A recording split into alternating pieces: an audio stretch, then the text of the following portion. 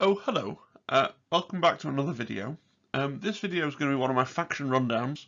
We're going to look at the Hunter Clade Kill Team, and importantly, this is looking at it after the Q2 balanced data slate, which included a great many buffs for the Hunter Clade, which has really inspired me to have another look at the faction. So let's get to it. So the Hunter Clade, they only have access to Seek and Destroy and Recon, which is bleh, okay? I think probably you go for Recon most of the time. I think it's the stronger of the two decks, but it is a difficulty for them. They are 11 models now because they were 10, 9 Hunter Clade and 1 Leader, but in the balanced data slate they've been given an additional operative.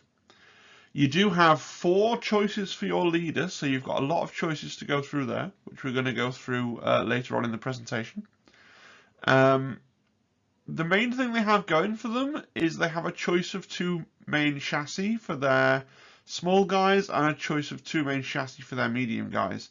So for your regular infantry, you've got a choice generally between making them Rangers and making them Vanguard. And we're going to have a look at what that means and where I think you'd choose to put different things. Some of them Rangers, some of them Vanguard. And then also you've got a choice of 2 different kinds of Sicarian. The Rust Stalkers and the Infiltrators, and that's a really interesting question to decide which is better between those two. In terms of your team breakdown, because you've now changed certain things in the balance update, you've got 11 models total. Now, if you look down here, let me just get my pen. So it says here you must include more Skitarru Ranger or Vanguard than you do Sicarians. But because they've made the total size of the team 11, that means that you can now include 5 Sicarians, right? And so every team is going to be 5 Sicarians and 6 of the smaller fellows, okay? For your 6 smaller fellows, you can now take, if you want to take them, you could take all 3 gunners, okay? So basically this whole section here, your kill team can only include up to 2 gunner operatives unless it contains 3 or fewer Sicarian operatives. That's gone now, okay? So you can basically delete that from your mind because that's entirely been replaced with here, this second bullet point down here. Can include up to 3 gunner operatives. Each must be equipped with a different ranged weapon. Regardless. So you can have all 3 gunners, but you have to have 3 different options. And then you've also got your Diktat and your Surveyor. You're going to include those. You can only include 1 of each still. You've got to make your choice of which chassis to mount them on, whether that's going to be the Ranger or the Vanguard. And then you're left over with a model, depending on how you decided to build your team. If you've made one of your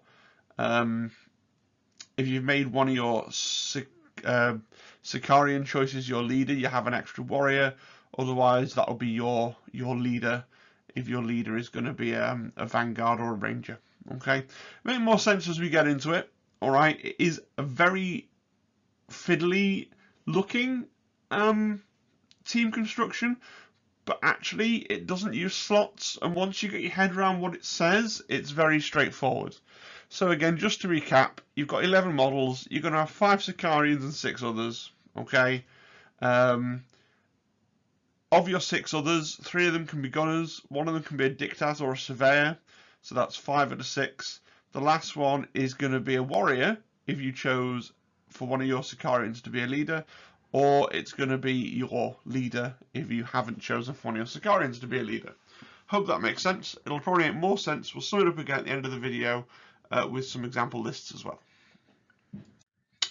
So we've also got the Doctrina imperatives. Now the Doctrina imperatives used to be terrible, and now they're really good. So they've really buffed these. So let's see what they used to say. It used to be in the strategy phase, the first turning point, when it's your turn to do strategic deploy, you must select 1 Doctrina imperative to be active for your kill team.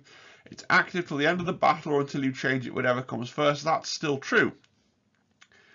In the strategy phase of a subsequent turning point, when it's your turn to do strategic deploy or pass, you can select 1 different imperative to become active for your kill team. That imperative is active until the end of the battle. You cannot change your active imperative again. So what they've effectively done is, with this first bullet point, Doctrina imperatives can be set at each turning point instead of only twice per battle. So effectively, we're going to get rid of this clause in brackets. That's gone now. Okay. Each imperative has an optimization and depreciation effect. Both are in effect while that imperative is active for your kill team. That's been replaced by this rule here, or it's been amended by this rule here, that you're ignoring the depreciation effect during the first turning point that's active for your kill team during the battle. So what used to happen is people generally thought that the depreciations were too punishing. And so a lot of people would sit here on the equalized imperative for the whole game. Okay, so they would basically ignore the rule. But now, as long as you change between one of these each 4 every turn, you never have to worry about the depreciations. So let's see what these go through. I'm not going to read out the depreciations the first time through. Okay, so the protector imperative. Each time a friendly hunter clade operative makes shooting attack, in the roll attack dice step of the shooting attack, before any other rerolls, if you roll 2 or more failed hits, you can reroll an attack dice, so stops you from totally fluffing a shot. Conqueror imperative, each time you fight in combat in the roll attack dice step of the combat, you can reroll one of your attack dice. Okay, makes you better at combat, pretty straightforward. Bulwark imperative, each time a shooting attack is made against you in the roll defense dice step, your shooting attack before any other rules take effect. If you roll 2 or more failed saves, you can reroll one of your defense dice. Again, it just stops you totally whiffing your defense. Okay, and the aggressor imperative gives you an extra inch of movement. So, you might say, well, turn 1 I'm going to go aggressor so it can help me position. And then you're going to look and you say, well, have I got shots? So I've got loads of shots. Going into turn 2, I might go protector. If I worry that I've mispositioned and the enemy's got shots on me, I might go bulwark. Turn 3 or turn 4, if it looks like you're going to get into combat, you might decide to go conqueror. The key thing is, as long as you only use each imperative once, you can avoid the quite punishing depreciations. The depreciations are punishing, so for example, for the protector imperative, each time you fight in combat in the roll attack dice step of the combat before any other rerolls, you must reroll one of your critical hits. That's really quite bad when it comes up. Now, you still have the option to activate one for a second turn if you really want to, and I do think towards the very end, turning point 4, when you've only got, maybe if it's going quite badly for you and you've got 1 or 2 models left and you're trying to squeeze out a win or a draw or just as many points as you can, you might go, actually, I'm going to go for, the protector imperative or something, because I can see that there's no combats are going to occur. I can see where my models are, I can see where his models are, and I'd quite like to be slightly better at shooting because I can see that no combats are going to occur in the board state the way it is. So you do have the option of flipping back. It probably will be something you do in that turn 4 if you can see that actually it might just help you to squeeze out a few more VP. I really like the Doctrina imperative rules as they've been amended by the balance data slate.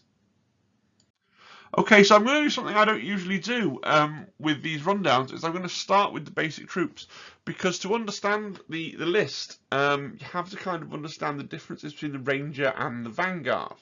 Okay, so same stat block, very standard stat block. Move of 3 circle, APL 2, GA 1, Def 3, 4 up save and 7 wounds. It's like the most default stat block that you can imagine.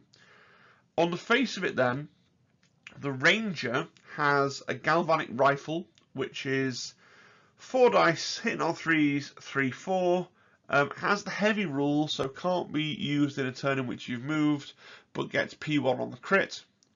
Whereas the Shock Trooper, 4 dice, hitting on 3s, 2, 4, has rending though, so if you crit, you'll get an extra crit. And he has the rad saturation rule, which means if you get within circle of somebody, it's the rule where they count as being injured, and if they start within circle of you, they lose the movement as well. So on the face of it, looking at the cards, I much prefer the Shock Trooper. I think heavy on the gun is just it's no good. It's no good at all. You lose a lot of flexibility being only a 2 APL team. Much prefer the Shock Troopers. And the rad saturation ability is a really cool ability as well, and it's just always on. You don't have to spend to turn it on, either an action point or a command point, so that's really good. Now you need to look a little bit at the the ploys, right? So Martial Protocol, this is a strategic ploy. 1 CP for the whole turning point. Your Vanguard that are within a circle of an objective or within red of the drop zone can re-roll an attack dice when they shoot, okay? And your Rangers that haven't moved can re-roll an attack dice. So for Rangers, the Martial Protocol is slightly better. Obviously, it doubles down on their not moving thing. I think for Gunners, I'd want to go for, and we'll get onto that in a minute. For Gunners, though, we want to go for the Ranger build, just for that better Martial Protocol, because your Plasma Gun and things aren't going to be moving up the board. They aren't going to be getting within the circle of an objective marker or red of an opponent's drop zone most of the time. So you probably want to hold them back, put them on the Ranger chassis. Likewise, you've got this awesome stratagem called Pursuers. 1 CP at the start of the game. You can either do 3 dashes, but 2 of them have to be with Rangers. So if you select to do a dash, you can also do a free dash with 2 friendly Rangers. Or, which I think is really cool, if you selected Infiltrate, so you can change the order of 1 Bat guy as normal, and you can also change the order of 2 Rangers. So again, if your Rangers are your Gunners, it means that all 3 of your Gunners potentially could be an active threat. Even if you just start them on a conceal, in your opponent's mind, there's always the risk that they could go engage and get a shot off, which is really, really good. Really, really good. I think you're always going to want to take your Rangers as your Gunners as Rangers for that reason. Okay. Now you've also got to take the Sicarians into account. Now this is really difficult. This is really, really, really difficult. So you've got the Rust Stalker Assassin. The Rust Stalker Assassin, on the face of it, he has a special rule. So hang on, let's go through the stat block first. So move a 3 circle, APL 2, GA 1, Def 3, 4 up save, 10 wounds. So it's just Skitarru with more wounds. Okay. Look at its weapons. So the Rust Stalker has the Cord Claw of the Transonic Razor, 5 attacks hitting all 3s, 4-5 balanced. And the Transonic Blades, which are 5 attacks, thank you FAQ, hitting all 3s, 4-6 rending. Of those, I think I prefer the Transonic Blades, 4-6 rending over the 4-5 balance, but that's just me. The Infiltrator can choose one, you can mix and match, you can choose 1 ranged weapon and 1 combat weapon. I think you want to go for the Stub Carbine and the Power Weapon. I think the Power Weapon is the best combat weapon overall, including the Cord Claw, the Transonic Razor, the Transonic Blades. I like the Power Weapon. I think 4-6 lethal 5 up is really good, because you're going to get more of those crits, and going into combat, it's all about getting one or two crits at the start of combat. So 4-6 lethal 5 up is what I go for. And then the nice thing about the Infiltrators is, unlike the Rust Stalkers, the Infiltrators can also take a gun. You can take the Stub Carbine, which gives you a decent enough gun, and it's long range, so you've got something for you to do as you're moving up the board. I like that. The Rust Stalkers do, however, get this extra rule, Wasteland Stalkers. So when you make a shooting attack against the operative, in the roll defense dice step shooting attack, before rolling your defense dice, if you're in cover, you can retain additional dice. That's strong, you know, retaining 2 dice is strong and makes them really tanky. Then we've got to look at the other things that we can add on to them. So Rust Stalkers have a ploy that lets them do 2 fight actions. And you spend 1 CP, and for potentially all 5 of your Rust Stalkers, they can do a free fight, and then they can do a second fight, so you can charge and double fight. Potentially that's really strong. I struggle, and I think the same thing about Space Marines and Chaos Space Marines. How often in this game do you actually do a second fight action? Like, a lot of the time when you charge and fight, either you're going to win or you're going to lose. Like, the first fight action feels like it resolves the combat. However, the Rust Stalkers do have big bases, and so there's more potential there, isn't there, for getting a double charge? You get into combat with 2 models, and therefore you can double fight, and you can fight and kill 2 things potentially with your Rust Stalker that's charged. That could be really strong. So maybe I like the Rust Stalkers more than the Infiltrators. You've also got the thing for the Rust Stalkers, just to further talk about them. They can buy in this optimized gate, so for 1 equipment point, you can get them to ignore the first circle for a climb, drop, or traverse. That's really cool as well, right? Especially if you're on a busy table like Warhammer World and you're just ignoring the heck out of all of the terrain and pipes and things and just getting across the board, hugging the cover, staying in conceal until it's time to charge. Yeah, I can see it working out really nicely. I can see it working out really nicely. However, infiltrators also get some extra things going for them. So neurostatic interference for the infiltrators.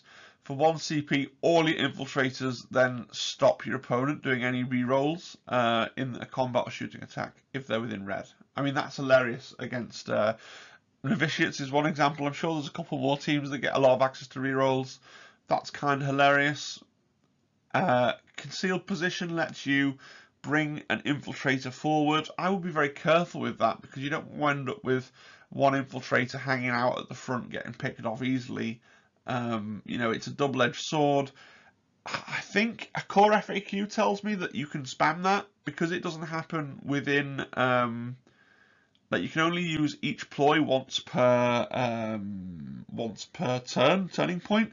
Because this happens outside the turning point, I think you could potentially do it up to 3 times with all 3 ABCP to forward deploy 3 infiltrators, which could be kind of ridiculous. I'm not sure about that. I really can't decide which I prefer between the Rust Stalkers and the infiltrators. If you want to have a thought on this, you want to leave me a comment, you go, I like infiltrators or I like Rust Stalkers, I'd really appreciate that, because I cannot decide which is the best one. I can't even decide whether you'd roster 5 of each and then under what circumstances you'd want one or want the other. Talking about it now as I'm recording, I think I prefer the Rust Stalkers, but when I made the slides, I think I prefer the infiltrators. I don't know. I really don't know. I think it's really close, really edge case. Maybe the Rust Stalkers just edge that because of the optimized gate and the accelerant agents. And the fact that you're not going to be tempted to put them in a stupid place to get a shot with them, right? You're going to treat them as the pure combat monsters that they are. Either way, they're strong, and you're taking 5 of whichever one you take, unless you take 4 and a leader. And you're not. I don't think you're going to mix them because you're going to want to make the most out of accelerant agents or neurostatic interference, which affects all of the ones on the table, right? Let's move on. So leaders. Again, there's loads of choice. You've got 4 leaders because you've got 1 leader choice for each of your chassis. So the Skitarru Ranger Alpha and the Skitarru Vanguard Alpha are the same, you know, with the same benefits and drawbacks that we talked about with the others. So effectively, I think you're always going to go for the Vanguard Alpha because it has all the same things that the Ranger Alpha has, and the Vanguard Alpha gains the rad saturation rule. And when you look at his, you know, you're going to give him, let's be realistic, you're going to give him a power weapon and an arc pistol. And because he's got a pistol, he's going to have a combat weapon, he's going to be moving forwards, and therefore you're going to want to make use of rad saturation. So the Skitarru Ranger Alpha is pointless. You're never going to take it. If you want to take an Alpha, you're taking the Vanguard Alpha. Looking at the Sicarians, I don't think that the Rust Stalker Princeps, you know, what does he give you? He gives you a BS of 2 rather than 3, and you get both balanced and rending instead of having to pick one. But I don't think he gives you enough over a standard Rust Stalker to be worth the opportunity cost of a Vanguard Alpha. Right? Now, the Infiltrator's worth talking about because he has this rule which is novel, right? So once per turning point, he can do a mission action for 1 less AP. That is a really strong rule. It's just whether you want one of your best combat characters to be worrying about mission actions. And I don't have the answer to that. I don't have the answer to that at all. Okay? I think ultimately I'm going to go for a Vanguard Alpha 9 times out of 10. I think the only other one that I'm going to consider is the Infiltrator Princeps. I think I'm confident to say that the Ranger and the Rust Stalker are kind of pointless. And then so if you take the Vanguard Alpha, you're going to take the Arc Pistol for your AP1 stun, and you're going to take the Power Weapon because I think it's by far the best of the close combat weapons. And also, the Vanguard Alpha has Control Edict that lets you double activate a friendly Hunter Clade model within red. And remember, that's a Hunter Clade model, so that could be, he could be going up with your Sicarians, that could be a Sicarian, they're still Hunter Clade models. It doesn't have to just be a Vanguard model or a Ranger model. So your Diktat. So this is your comms. You're always going to take a comms. I think the Vanguard is probably the better platform just for the flexibility, because often with your comms you're going to want to move him up to the person that you're wanting to do the comms action to, and then maybe after you've done the comms you're going to get a shot off, so you're not wanting the gun that's got the heavy trait, is my thoughts. And rad saturation's a decent rule. The Diktat can get this command uplink for a massive 4 EP, where you can use 2 action points to add yourself a CP. So there is a possibility that you're just standing right at the back of the game, right at the back of the board behind a wall, giving yourself an extra CP a turn. I think that's a trap. I think that giving out the extra AP is probably better than giving yourself an extra CP a turn just standing at the back of the board staring into space. I could be wrong about that because you do have some good tac ops, but I think it's a trap most likely. Again, this team's been out for ages. If you've got experience with them, if I'm saying things that are really stupid because actually command uplink's really good and everybody takes it, let me know. But I feel like it is a trap.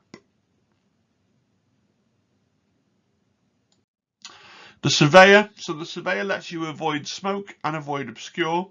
So probably he's going to stand at the back next to your gunners, handing this buff out to one of your gunners when it's appropriate. I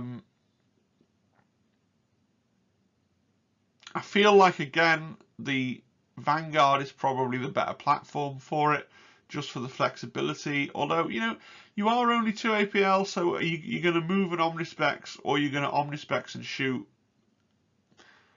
There's not much in it. Maybe you want to take it on a Ranger, just because you've got a 3-4 P1 gun is better. But I think ultimately you're going to take it on a Vanguard for flexibility. It's difficult. I could be wrong about that, and I could be wrong about the Diktat, but I think the Vanguard's the where I go for that. But I'm open to being told that I'm wrong in the comments. But I do want to say that ignoring smoke in now that the Phobos team is out and they're going to be throwing smoke grenades around everywhere, I think, especially now they're not taking crack grenades and they've found themselves with all these equipment points, I think ignoring smoke is going to be really key. It's going to be a really good ability. So I think you're going to be taking the Surveyor. I think you're taking the Vanguard Surveyor. Gunners, so you can take 3 of these now. They all have to have different weapons. You're definitely taking these on, I don't know why I've said Vanguard. That's a typo, obviously. That should be Ranger. You're definitely taking them on the Ranger, right? The Ranger chassis, because they're staying at long range, and it means that you can get 1 CP to reroll all your hits. And it also means that you can, in the first turn, have them all on conceal and have the threat of them all suddenly going loud. I think Ranger Gunner with Arc Rifle and Ranger Gunner with Plasma Cavaliers are auto takes in every single team. I like the Ranger Gunner with the Transuranic Arquebus. Yes, I know it's got heavy and unwieldy, so you're not gonna be able to shoot it every turn unless you have a really nice spot in your deployment zone where you've been able to put it. You know, so you haven't had to move it. And you can just shoot. But now that it's not being taken at the opportunity cost of either a Sicarian or an Arc Rifle or a Plasma Cavalier, I think it starts to look like it has a place. Some people are going to disagree and think that it's still so bad that you'd be better off with a basic Vanguard Warrior, but I like the Arquebus now. It was trash before because of the opportunity cost. You had to either take it instead of one of your other gunners or instead of an extra Sicarian. But now there's no opportunity cost for it. I think it can be worthwhile because AP1, 3 damage on a crit, 3 mortal wounds. That's a pretty good profile. Equipment. So I've talked about a lot of this. Let's just go through it very quickly. Uplinked vid feed on a ranger or a vanguard, which lets you overwatch at the standard ballistic skill. You're not going to be getting overwatch very often though, because you're an 11 model team. So I don't think it's worth spending the EP and trying to put it on various things. I don't think you're going to get that very often. I probably am taking a servo skull somewhere just for 2 EP to be able to do a free mission action when it's relevant, when it's a mission with actions. I probably end up taking mechadendrites somewhere again in the relevant mission just so I can do a pickup for free. That's pretty cool as well. Maybe you take them on the same guy who's going to run forward and try and do your objectives for you, although it does kind of telegraph to your opponent what you're trying to do. The sense bearer, I don't see it. So the sense bearer is 2 EP. Each time a friendly hunter-cleared operative within blue of the operative is activated, you can ignore any modifiers for its movement. Yeah, I get it, for injured and stuff, but it's just you don't really know where it's going to need to be. It's expensive. I'm not sure who you're going to give it to. I don't really rate it. I think Command Uplink is strong, but it's a trap because it'll stop you using your Diktat to generate action points, as I said. Enriched rounds, I don't think you're taking that many radium carbines, and it's only 2 EP for 1 damage. I really like Optimised Gate. If you're taking the 5 Rust Stalkers, take Optimised Gate 5 times. And Refractor Field, I mean, I've said so many other things are trash. Refractor Field's fine for 3 EP, gives you 4 up info on your leader. Your leader's going to be running forwards, trying to get into combat, trying to let you double activate him with a Sicarian. I think you probably want to give him the invulnerable save. Yeah. So I don't think there's any must takes there. The servo skull and the mechadendrites in missions where it's relevant. I would take 5 points on Optimised Gate. If I was taking Rust Stalkers, the Refractor Field is what I would take, because you're not always going to need the mechadendrites, so you can take Refractor Field when you're not taking mechadendrites. And the uplink bid feed, put it on your Plasma Cavalier when you've got 1 equipment point spare, just in case you end up overwatching him, I guess, because he's your best gun. Yeah. Please. So we've talked about a lot of these as we were going through. We've talked about Martial Protocol, especially on the 3 Ranger Gunners. It's really good. You don't have to choose what's going on. You just spend it once and you've got all the rerolls that you could want for your Rangers. And you also get it on your Vanguard, so you don't have to say, I'm turning it off Vanguard or I'm turning it off Rangers. You just turn it on and you get barrels of rerolls. I think you're doing that most turns. Accelerate Engines is interesting if you're playing against a Horde team and you can see that you're going to get double charges, then you turn it on, right? If you see that you're going to get double charges, then you turn this on. And it could be really funny for taking apart. Like, if you actually get into a Horde team, like Vanguard or something, it could be funny to turn this on, and then you're charging in with your Sicarians and just murdering 2 veteran guardsmen before they get to do anything. That's pretty hilarious. For 1 CP as well, that's pretty hilarious. Neurostatic interference, again, if you're taking the infiltrators and going against the something like novitiates, it could be really funny because they've got low access to rerolls, or any other team that just seems to have rerolls from some rule source or another. Calculated approach could be good in turn 1 if you feel like you're going to get shot, if there's something that you haven't been able to hide from, if you've had to deploy first and you've seen, oh, hang on, he's got a shot on me, it's good. It's going to become less useful as the game gets on and things get closer to you. But yeah, retaining extra saves is always good. Pursuers, I think you'd use every game just to threaten the order flip on all 3 of your Ranger Gunners. I think that's huge. The extra dashes could be nice, but I don't think I'm ever taking anything that's on a Ranger chassis that I want to dash unless I'm using it to try and position my transonic arquebus. If it's just a case of just dashing out of my